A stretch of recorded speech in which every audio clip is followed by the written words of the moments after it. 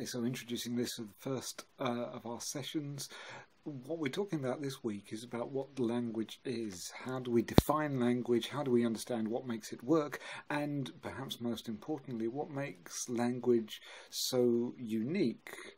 Now, during this session, we're going to be focusing particularly on 5 distinct characteristics of language which make it function and make it unique and make it different to anything else that we see in living creatures around the world.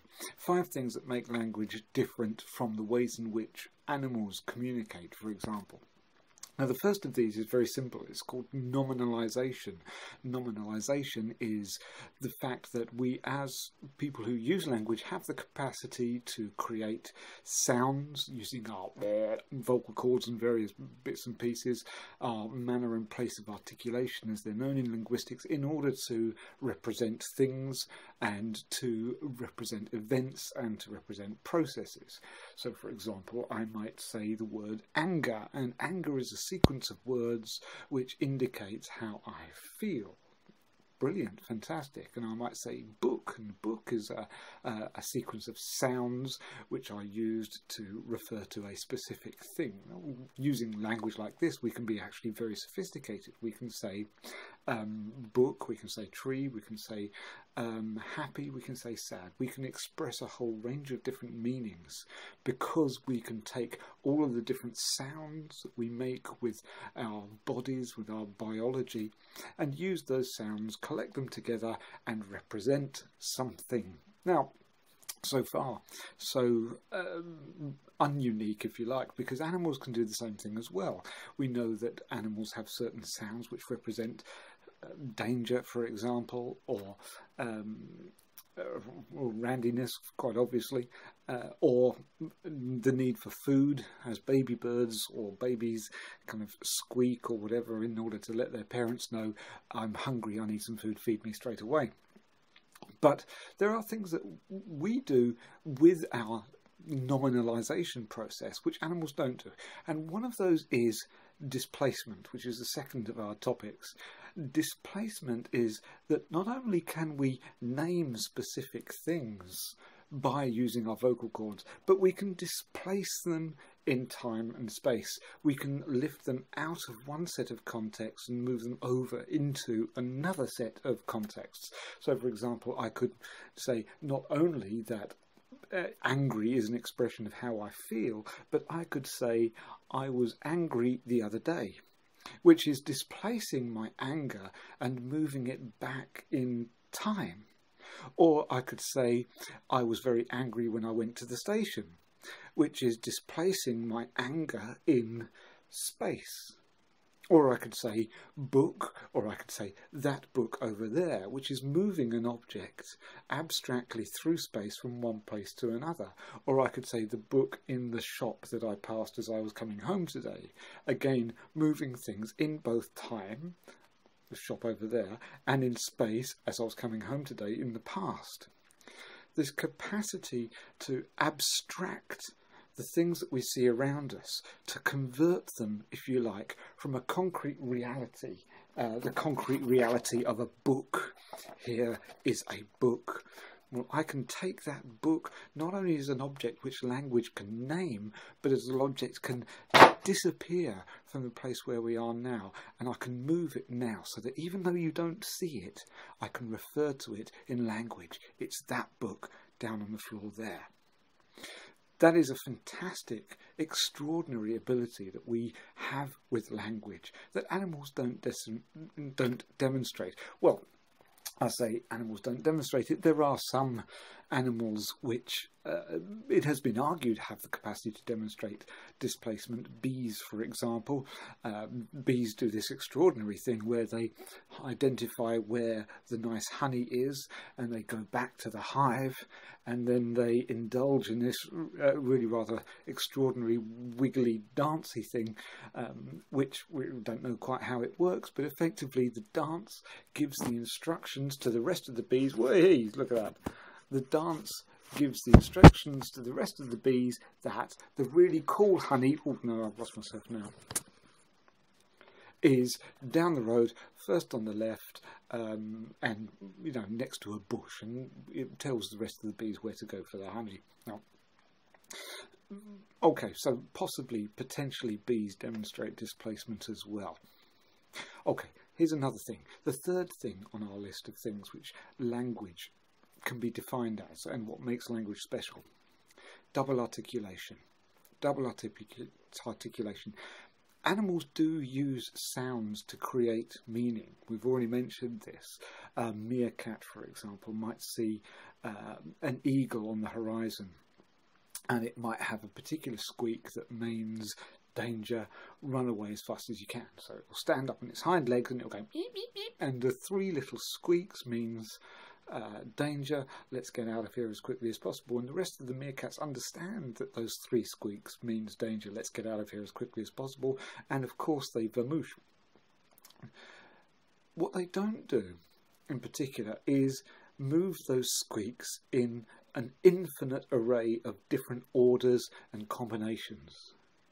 They might have squeaks that mean hungry, they might have squeaks that mean danger, they might have squeaks that say I'm Randy, they might have squeaks that say there's another meerkat over there and I don't quite know if it's one of our meerkats or if it's another kind of a meerkat, so should I attack it or should I greet it? Not quite sure yet. I don't know. They've got specific squeaks that are attached to specific meanings. And very quickly, of course, if you think about it, we'd run out of meanings fairly quickly if we had only a single combination of squeaks that we could attach to every particular meaning. But what we do with the sounds that we make is we can combine them in all sorts of infinite different orders and arrays. We have sounds and b sounds and p sounds and r sounds and e sounds and all these different sounds, and as I'm speaking to you now, I'm combining those sounds into an absolutely dazzling array of different combinations, and that's no particular gift of mine because we all do it. It is a fundamental characteristic of the way in which human beings use language. We can double articulate all these phonemes, the sounds of language, into this extraordinary array. Now, yes, potentially there are some animals that do the same thing. Birds, for example, take different notes and combine them into songs. But the songs themselves only really tend to be assigned to one specific meaning. And the songs that the birds sing don't tend to differ from one generation to another. Over time they have the same songs that generally mean the same things. But during the course of even this video, I have spoken sentences that have almost certainly never been spoken before, and combined words and sounds which have almost certainly never been combined before. And whether you know it or not, you yourself today, on the day that you're listening to this video or watching this video, will have done exactly the same thing. That means that we have something else, something that birds don't have, and this is the fourth of our points, which is we have the capacity for creativity. If any of you out there have ever kind of been confronted with a kind of a creative task and made the kind of derogatory comment about yourself, I'm not a creative sort, well, actually, you are quite literally wrong, because the way in which we combine sounds, we are continually inventing. We are continually inventing not just the words we make, but also these paralinguistic features like and haw, and all these different sounds that we make in order to indicate something about how we're feeling, what we're thinking, or what we desire, or all these different ways in which we combine it. And we're doing it all the time. We're combining, creating new languages, combining the sounds of the English language into different combinations, combining words together in different combinations with infinite variety and creativity.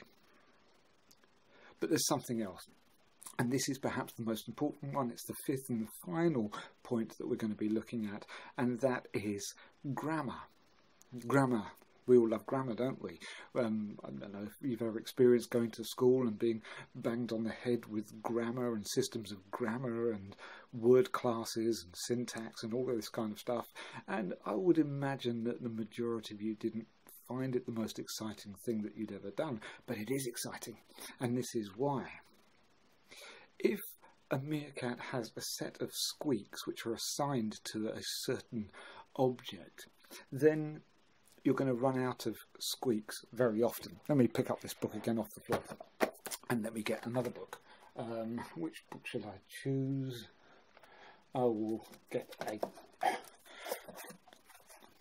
So there we go, a book on systematic reviews and a book of Milton's Paradise Lost. Now, they are, of course, two books, and I could have a squeak that means the word book. Book.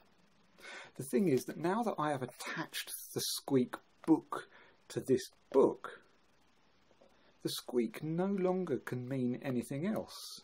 So if I hold up this, well, that's not book. That's book. So what's this? Well, a meerkat wouldn't have an answer to that question, but we do, and it's because of grammar. This book and that book. I've just used this and that, two words that actually don't mean anything at all. If I were to ask you to look around you and point to a this or point to a that, well, you wouldn't have any specific meaning that you would be able to identify, because this and that don't attach themselves to any particular object all in themselves. They are what we call grammatical words, words which we use in order to multiply the meaning of individual words. So I've got book, but I've got, what's this? It's another book. This book, that book. Two books. I've used grammar to move it from singular to plural, and by doing so, the one word book, the meaning of that one word can be multiplied again infinitely. I don't need to have a different word for every single one of the books on these shelves, because grammar means I can talk about these books. Easy. But it's grammar, it is abstract, it's not a sound, it's not a word which is attaching itself to any specific meaning. It is something which enables us to multiply the meanings of pretty much every word that we use. Grammar is fantastically exciting. It is what makes human language fundamentally and utterly distinct from the ways in which animals communicate. And in fact, is part of the reason why one of the great linguists of our age, Noam Chomsky, identified grammar as being, in anything, the single thing which identifies human beings as being human beings. What makes human beings different to every other species? It's grammar. Apologies. And it is a biological thing. It is a thing which defines us. Grammar. So that's it. 5 things. Nominalisation, the capacity to name things. Displacement, the capacity to move things in time and space. Double articulation, the capacity to combine different sounds in infinite variety. Creativity, the creativity to do that. And then grammar, the capacity to create infinite levels of meaning from any one word. That's it. Thank you.